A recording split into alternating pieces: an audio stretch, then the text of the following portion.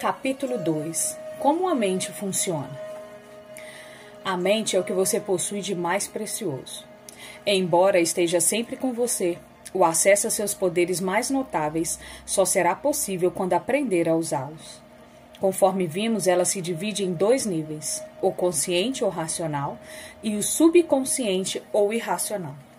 Você raciocina com o primeiro e tudo aquilo em que pensa habitualmente vai para a mente consciente, que em seguida cria algo de acordo com a natureza de seus pensamentos.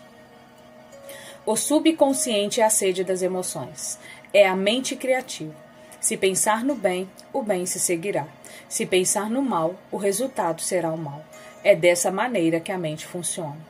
O ponto mais importante a lembrar é o seguinte: logo que aceita uma ideia, a mente subconsciente começa a colocá-la em prática. A surpreendente verdade é que a lei da mente subconsciente funciona tanto para as boas como para as más ideias.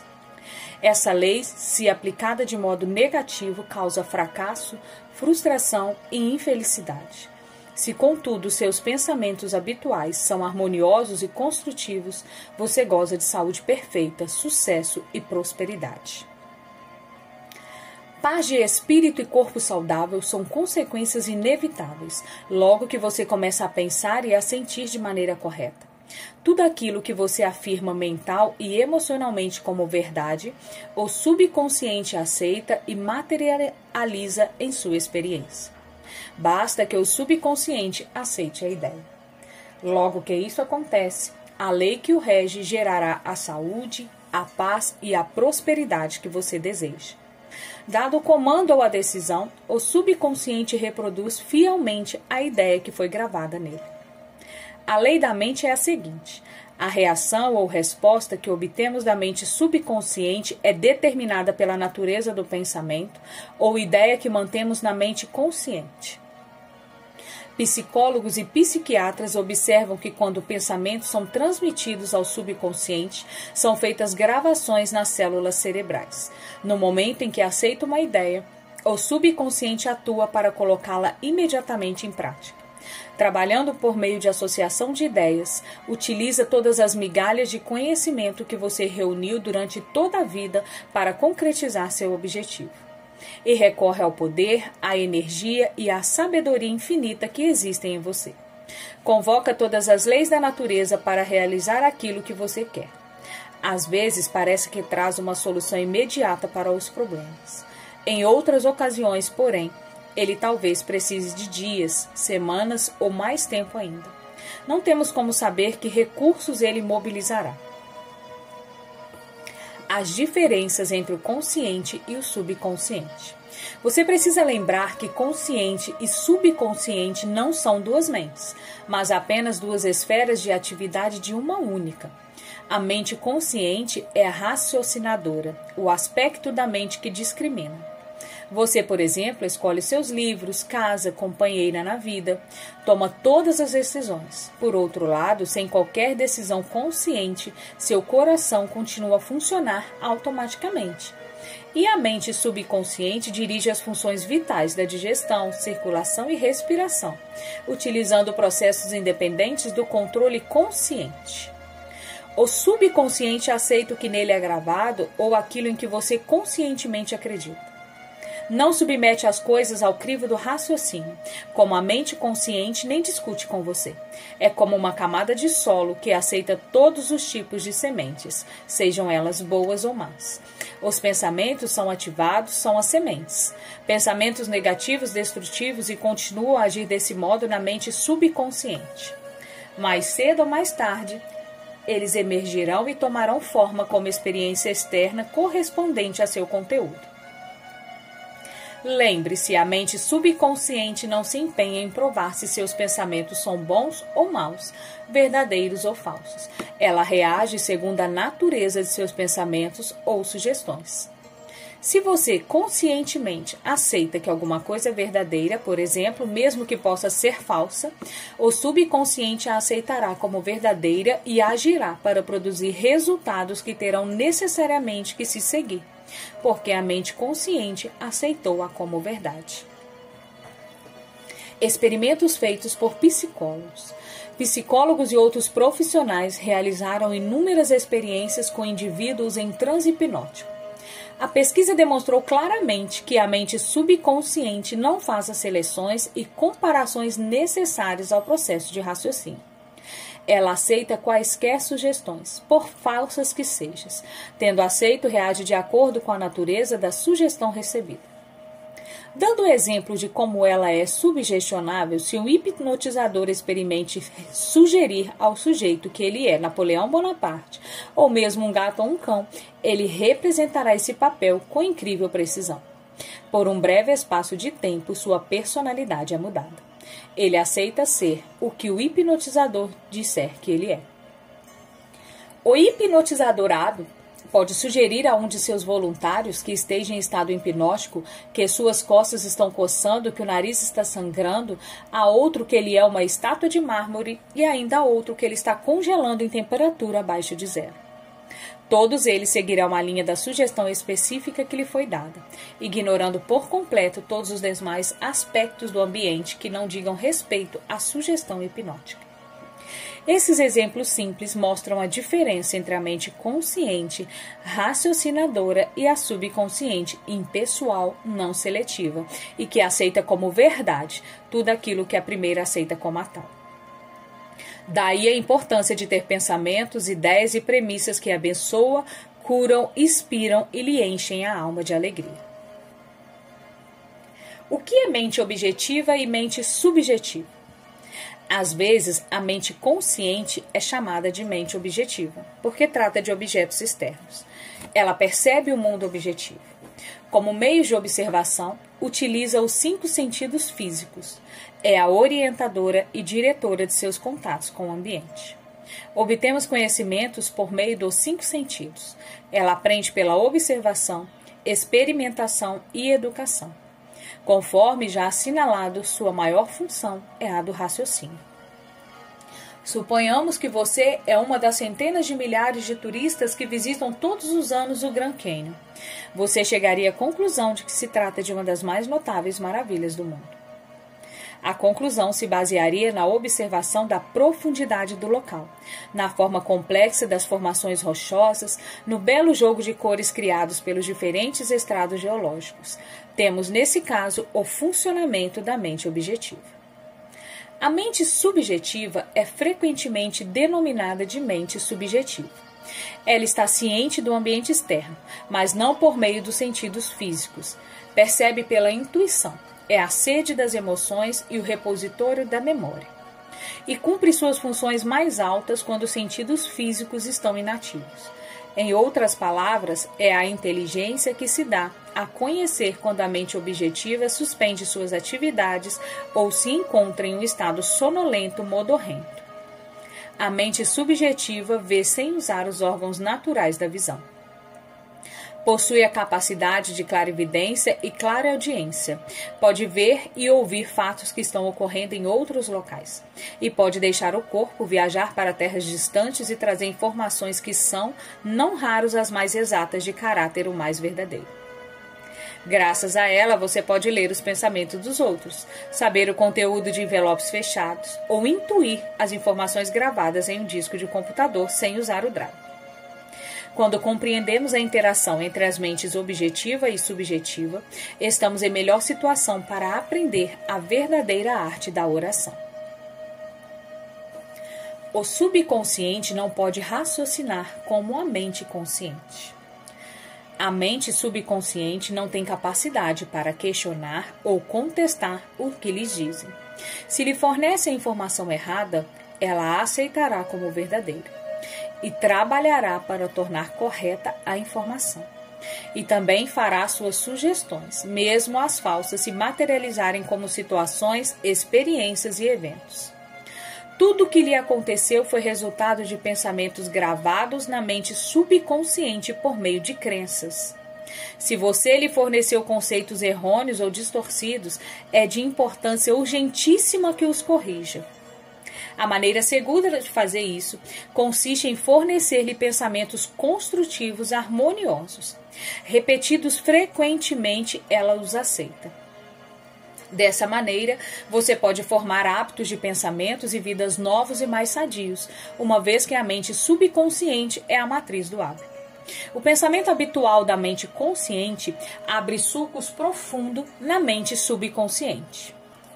Se os pensamentos costumeiros são harmoniosos, pacíficos e construtivos, a mente subconsciente responde criando harmonia, paz e situações construtivas. Você já foi dominado pelo medo, pela preocupação e outras formas destrutivas de pensamento? O remédio consiste em reconhecer o poder do subconsciente e resolver que vai ter liberdade, felicidade e saúde perfeita. A mente subconsciente criativa e uma com a mente divina passará a criar o clima de liberdade e felicidade em que você resolveu que viveria. O imenso poder da sugestão. Pelo que você pode depreender do que foi exposto, a mente consciente é uma espécie de vigia do portão. Uma de suas funções mais importantes é a de proteger o subconsciente de impressões falsas. A razão por que isso é tão importante retroage a uma das leis básicas da mente. A mente subconsciente é extremamente sensível às sugestões. Como você sabe, ela não faz comparações nem estabelece contrastes. Não raciocina nem pensa por si mesma. Essa última função cabe ao consciente. Não, ela simplesmente reage às impressões que lhe são transmitidas pelo consciente.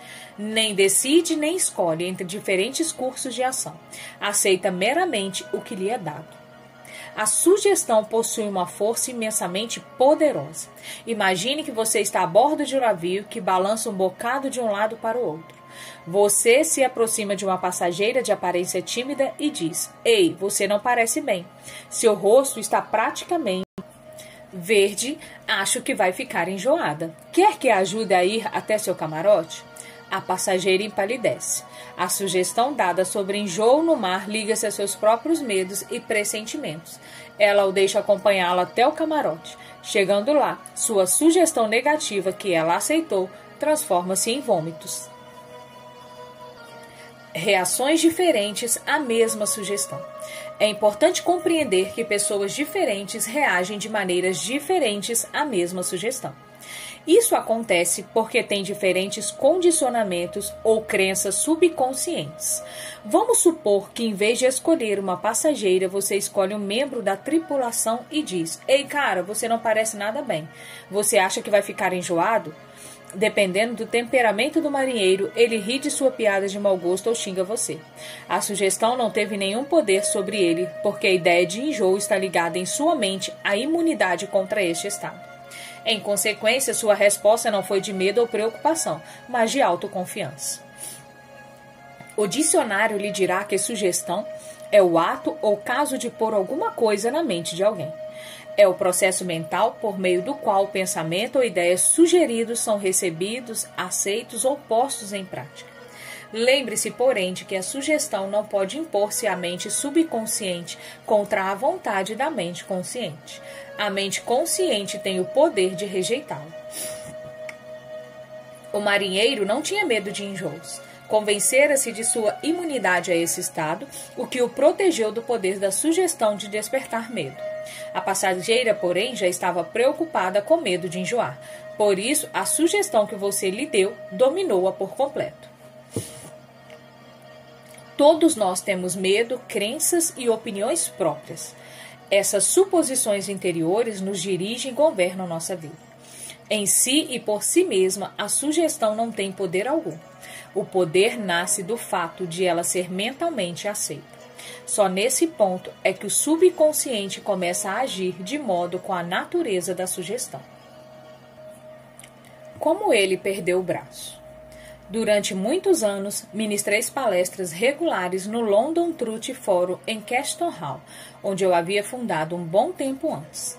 A doutora Evelyn Fleet, a diretora, contou-me a história de um homem cuja filha sofria de artrite reumatoide mutilante e de uma doença desfigurante e dolorosa da pele denominada psoríase. Tentaram toda a sorte de tratamentos, mas nada que os médicos receitavam parecia funcionar. O pai entrou em desespero. Dizia repetidamente aos amigos: "Eu daria meu braço direito para ver minha filha curada." Segundo a doutora Fritz, certo dia a família saiu para um passeio. Houve um acidente e o carro em que estavam chocou-se de frente com o outro. O braço direito do pai foi decepado na altura do ombro. Voltando para casa ao deixar o hospital, ele descobriu que a artrite e o problema de pele da filha haviam desaparecido. Você precisa ter todo o cuidado e dar ao subconsciente apenas sugestões que o curam, abençoam, elevam e inspiram de todas as maneiras. Lembre-se, seu subconsciente não entende um jogo de palavras, ele interpreta ao pé da letra. Como a autossugestão elimina o medo? O termo autossugestão implica sugerir algo definitivo e específico a si mesmo. Tal como qualquer ferramenta, se usada erroneamente, pode causar dano. Corretamente, pode ser de enorme utilidade. Janete R. era uma jovem e talentosa cantora. Foi convidada para fazer um teste de voz para um papel importante numa ópera. Queria desesperadamente fazer o teste, mas se sentia também muito apreensiva. 3 vezes antes, quando cantara para diretores, não se saíra bem. A razão? Medo de fracasso. Embora possuísse uma voz maravilhosa, costumava dizer a si mesmo: quando chegar a hora de eu cantar, vou ser horrível. Nunca vou conseguir o papel. Eles não vão gostar de mim e vão se perguntar como tive coragem de me submeter ao teste. Sei que vai ser um fracasso. A mente subconsciente dela aceitou essas autossugestões negativas como se fossem um pedido e passou a dar-lhes realidade e fazer com que isso acontecesse. A causa era uma autossugestão involuntária. Seus medos haviam se transformado em pensamentos carregados de emoção, profundos que por seu turno se tornaram realidade. A jovem cantora, no entanto, conseguiu superar a força das autossugestões negativas e fez isso combatendo-as com autossugestões positivas. O que fez foi o seguinte: 3 vezes ao dia trancava-se em um quarto silencioso. Sentava-se confortavelmente em uma poltrona, relaxava e fechava os olhos. Tanto podia, aquietava corpo e mente. A inércia física facilita a passividade mental e torna a mente mais receptiva à sugestão. A fim de combater a sugestão de medo, repetia para si mesmo: eu canto maravilhosamente bem. Sou equilibrada, serena, confiante e calma. Em todas as ocasiões em que se sentava para fazer o exercício, repetia lenta, tranquilamente, com confiança essa afirmação de 5 a 10 vezes. Fazia 3 sessões iguais durante o dia e uma imediatamente antes de deitar-se. Após uma semana, sentiu-se inteiramente equilibrada e confiante. Ao chegar o dia do teste, saiu-se maravilhosamente bem e foi escolhida para integrar o elenco. Como ela recuperou a memória? Uma mulher de 75 anos sempre se orgulhara de possuir boa memória. Como todo mundo, esquecia-se de vez em quando de uma coisa ou outra, mas não se importava com isso. Enquanto envelhecia, porém, começou a notar essas ocorrências e preocupou-se. Cada vez que esquecia alguma coisa, dizia a si mesmo: devo estar perdendo a memória por causa da idade. Como resultado da sugestão negativa, esquecia cada vez mais nomes e fatos. Ela chegou à beira do desespero, mas, por sorte, deu-se conta de como estava prejudicando a si mesmo. Resolveu inverter o processo. Em todas as ocasiões em que sentia tentação de pensar, estou perdendo a memória, parava. Mais do que isso, deliberadamente invertia o processo. Várias vezes por dia, praticava autossugestão positiva induzida. De hoje em diante, minha memória vai melhorar de todas as maneiras. Sempre me lembrarei de tudo que precisar em cada momento do tempo e ponto no espaço. As impressões que receber serão claras e definidas. Eu as reterei automática e facilmente. Tudo o que eu quiser recordar acudirá imediatamente na forma correta à minha mente. Todos os dias estou melhorando rapidamente. Antes de muito tempo, minha memória será melhor do que já foi. 3 semanas depois, a memória voltou ao normal. Como ele dominou um temperamento insuportável. Fui consultado por um homem cujo casamento e carreira estavam enfrentando sérios problemas. O problema de Hugo D. era irritabilidade e mau humor constantes. Ele mesmo estava preocupado com isso. Mas se alguém queria discutir o assunto, Hang explodia de raiva. Constantemente dizia a si mesmo que o estavam provocando e que tinha de se defender. Para contrabalançar a autossugestão negativa, sugeri que empregasse a positiva. Várias vezes por dia, pela manhã, ao meio-dia e antes de deitar-se à noite, ele deveria repetir para si mesmo: de agora em diante eu me tornarei mais bem-humorado. Alegria, felicidade e boa disposição estão tornando meus estados mentais normais. Todos os dias estou me tornando cada vez mais digno de estima e de compreensão. Serei o centro de alegria e boa vontade para todos à minha volta, contagiando-os com minha animação. Esse estado de espírito alegre, feliz, animado está me tornando agora meu estado de mente normal e natural. Eu sou grato por isso.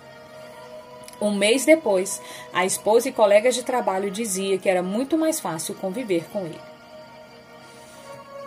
Alguns comentários sobre heterossugestão. O termo heterossugestão significa sugestão que parte de outra pessoa. Em todas as eras e em todas as partes do mundo, o poder da sugestão desempenhou um papel dominante na vida e no pensamento da humanidade. Credos políticos, crenças religiosas e costumes sociais floresceram e perpetuam-se graças ao poder da heterossugestão. A sugestão pode ser usada como um instrumento para a autodisciplina e autocontrole, mas também para assumir o comando sobre outras pessoas que não aprenderam nem compreendem as leis da mente. Em sua forma construtiva, a sugestão é maravilhosa, magnífica. No aspecto negativo, constitui uma das formas mais destrutivas dos padrões de resposta da mente. Seus resultados podem ser interminável sofrimento, fracasso, miséria, doenças e calamidades. Você aceitou qualquer uma dessas? Desde o dia em que nascemos, somos bombardeados com sugestões negativas.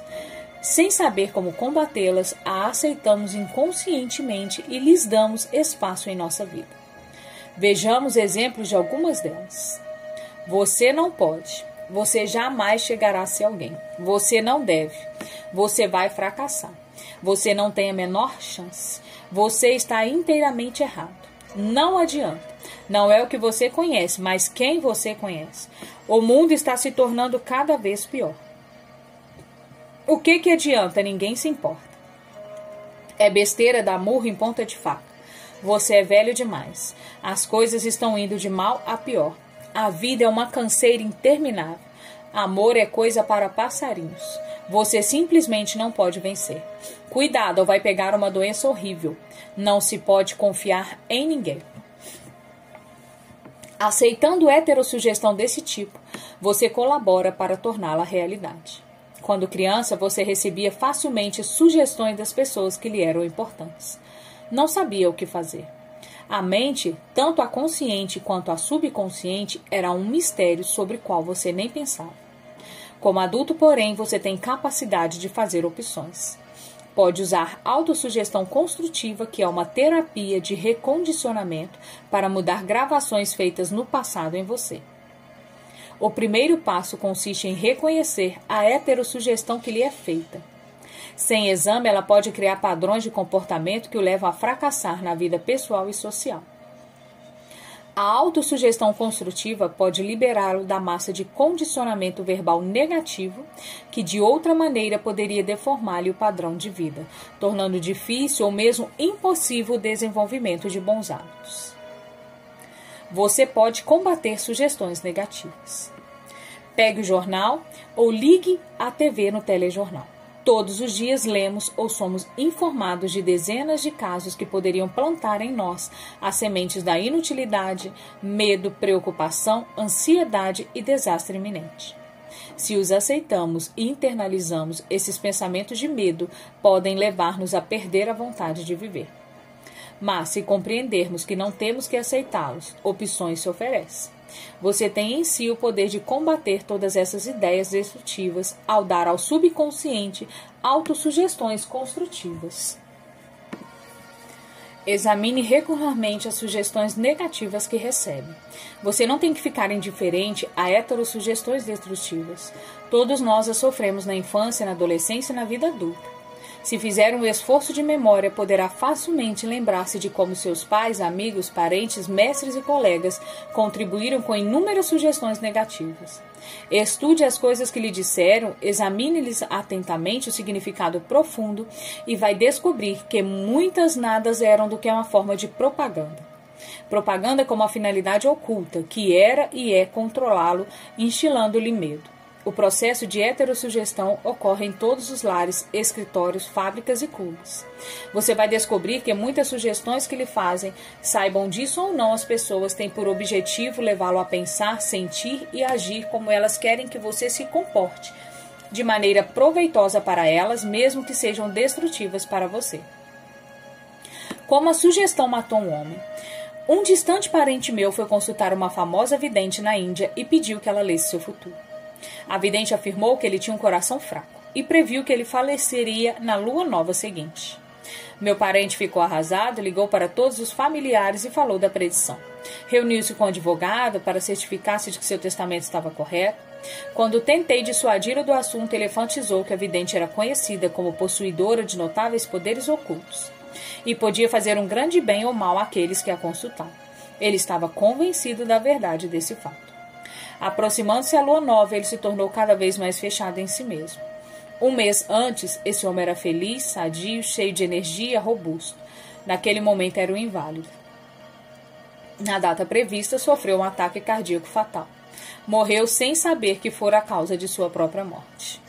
Quantos de nós ouvimos histórias semelhantes e nos arrepiamos um pouco pensando que o mundo está cheio de forças incontroláveis e misteriosas?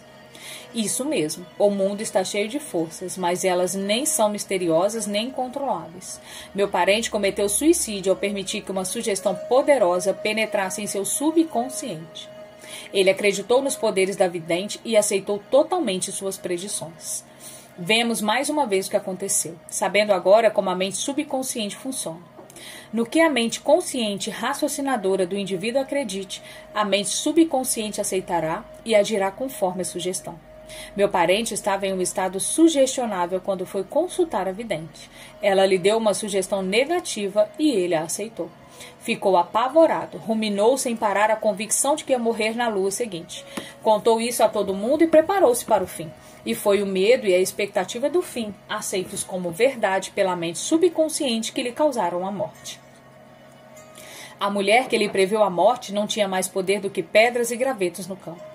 A sugestão em si que ela fez não tinha o poder de criar ou materializar o fim que sugeriu. Se tivesse conhecido as leis da mente, meu parente teria rejeitado inteiramente a sugestão negativa e se recusado a dar a mínima atenção às palavras da mulher.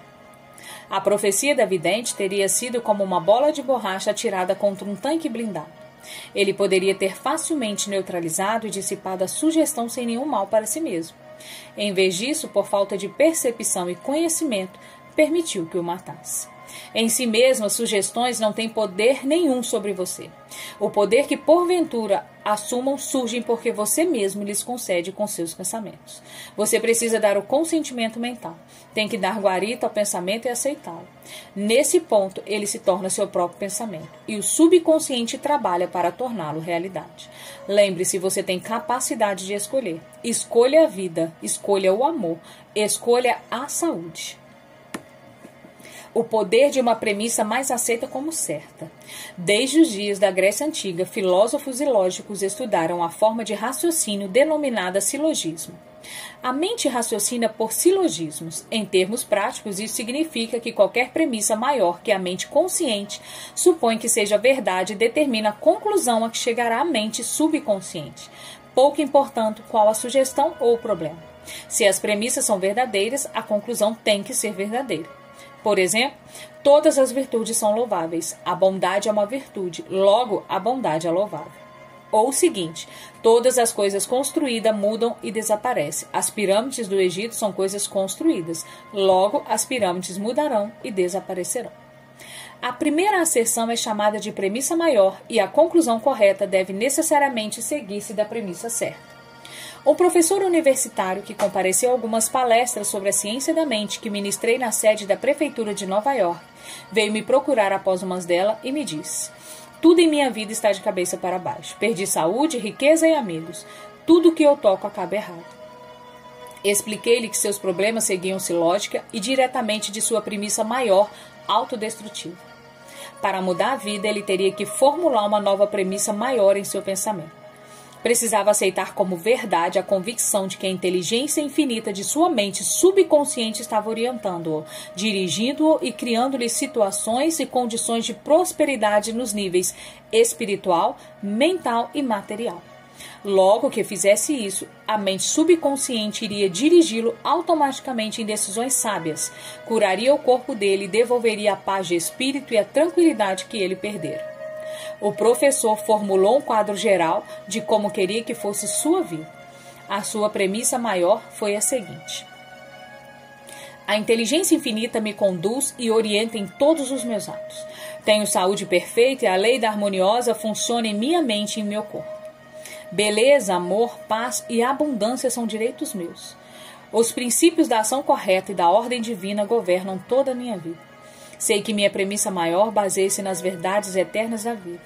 E tenho certeza, sinto e acredito que a mente subconsciente vai responder de acordo com a natureza do pensamento da mente consciente. Tempos depois, ele me enviou a seguinte carta. Várias vezes por dia, devagar, tranquilo e carinhosamente, repetia as sessões da premissa maior.